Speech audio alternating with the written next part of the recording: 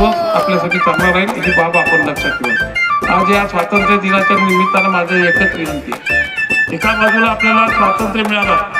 पण या स्वातंत्र्यामध्ये महात्मा गांधीचं नाव कमी होत आहे तेव्हा चिंतन निर्माण होते की उद्या तर याच्यापेक्षा काही दुसरं वाईट दुर्दैव या देशाच्या जनतेचं असावं असं मला वाटत नाही। आणि म्हणून हीच परिस्थिती जर अशा पद्धतीने असेल तर मी नेहमी लोकांना सांगतो की अराजकता जर फार मोठी झाली तर मी नेहमी माझ्या